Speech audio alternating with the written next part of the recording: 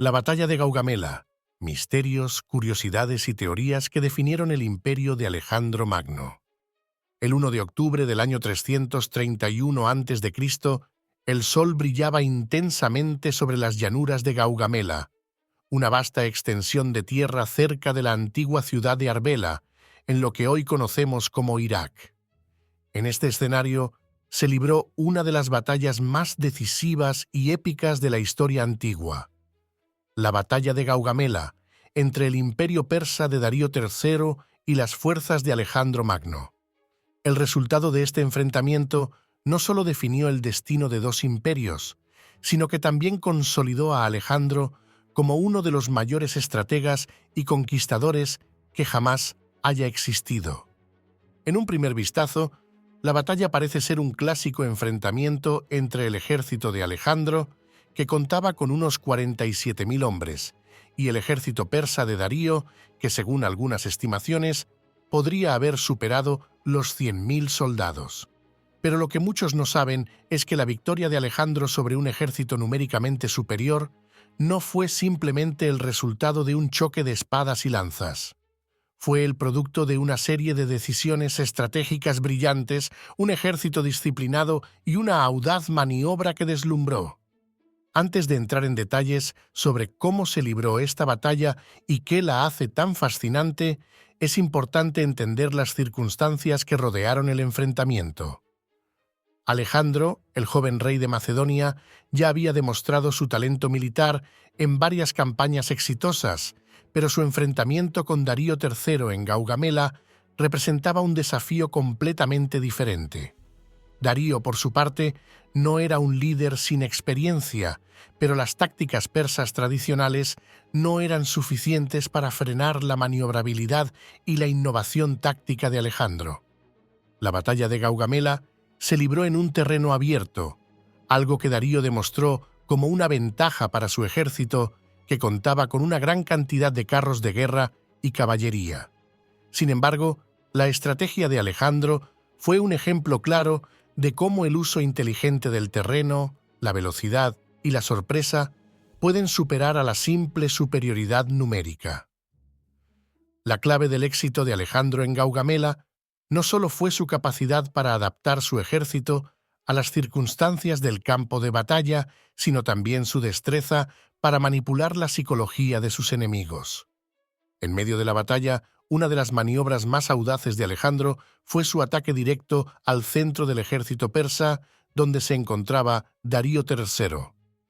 Al concentrar sus fuerzas en un solo punto, Alejandro creó una brecha en las líneas persas, lo que desorganizó a las tropas de Darío y obligó a su líder a huir del campo de batalla.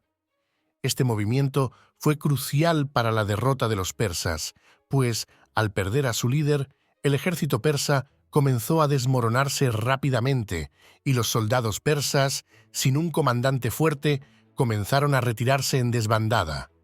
Sin embargo, a pesar de la brillantez táctica de Alejandro, la verdadera magnitud de su victoria ha sido objeto de debate a lo largo de la historia. Las cifras de los ejércitos involucrados han sido exageradas en muchos relatos. Según algunas fuentes, Darío habría tenido hasta 200.000 hombres, pero los estudios modernos sugieren que el ejército persa probablemente estaba más cerca de los 100.000. Sin embargo, incluso con esta reducción, el ejército persa seguía siendo significativamente más grande que el de Alejandro, lo que hace que la victoria macedonia sea aún más impresionante. Un misterio que ha intrigado a los historiadores durante siglos es la cantidad real de carros de guerra que participaron en la batalla.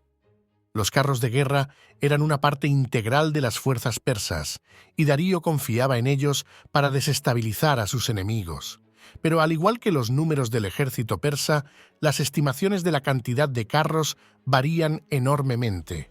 Algunas fuentes antiguas hablan de hasta 200 carros de guerra, mientras que estudios modernos sugieren que el número podría haber sido mucho menor. ¿Cuánto impactaron realmente los carros de guerra en el curso de la batalla? La verdad es que, aunque los carros persas eran imponentes, no fueron un factor decisivo.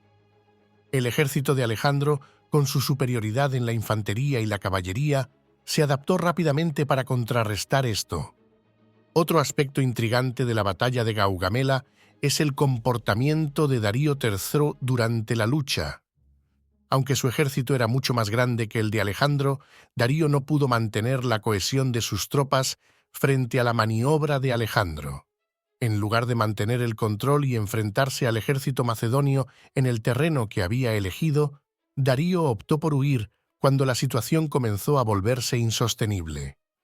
Esto ha llevado a muchos historiadores a cuestionar la efectividad de Darío como líder militar. Algunos sugieren que su huida fue una respuesta instintiva a la desesperación, mientras que otros creen que Darío estaba más preocupado por salvar su vida y su imperio que por la batalla misma. Pero, más allá de las tácticas y decisiones estratégicas, la batalla de Gaugamela también es famosa por la forma en que Alejandro Magno utilizó su figura para inspirar a sus tropas. Alejandro no era solo un comandante en el campo de batalla, él era el líder carismático que arrastraba a sus hombres a la victoria. A medida que avanzaba la batalla, los soldados macedonios, viendo la figura de su rey al frente, se sentían invencibles. La relación entre Alejandro y sus tropas, basada en la confianza y el respeto mutuo, fue un factor diferencial.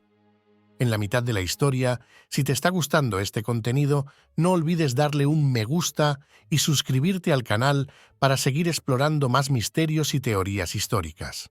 Ahora, continuamos. Más allá de los detalles tácticos y las decisiones estratégicas, hay varios hechos curiosos que rodean la batalla de Gaugamela que siguen siendo poco conocidos.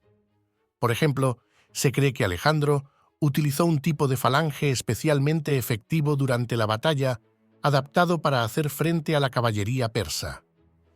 Esta formación de tropas, conocida como la Falange Macedonia, permitía a los soldados macedonios mantener una formación impenetrable de picas largas, lo que les daba una ventaja sobre los ataques persas. Otro hecho interesante es el uso de los elefantes de guerra en el ejército persa. Aunque los elefantes eran un símbolo del poder persa, no fueron suficientes para marcar la diferencia en la batalla. Los macedonios, por su parte, se enfrentaron a los elefantes con astucia, utilizando su movilidad para evitar ser pisoteados y, en su lugar, atacaron los flancos de los elefantes, lo que les permitió neutralizar esta amenaza. Finalmente, la batalla de Gaugamela marcó un punto de inflexión en la historia. Después de su victoria, Alejandro Magno se consolidó como el gobernante de un imperio que se extendía desde Grecia hasta Egipto y desde Mesopotamia hasta la India. Sin embargo, a pesar de su poder y éxito, Alejandro nunca pudo disfrutar plenamente de la paz que había conquistado. La batalla de Gaugamela no solo fue una demostración de las habilidades tácticas de Alejandro Magno, sino también una lección sobre cómo el liderazgo, la valentía y la innovación pueden cambiar el curso de la historia. Aunque la victoria de Alejandro no fue un accidente, sigue siendo uno de los momentos más fascinantes y misteriosos de la historia militar, y su influencia perdura hasta el día de hoy como un símbolo de lo que es posible cuando la estrategia y el carisma se combinan.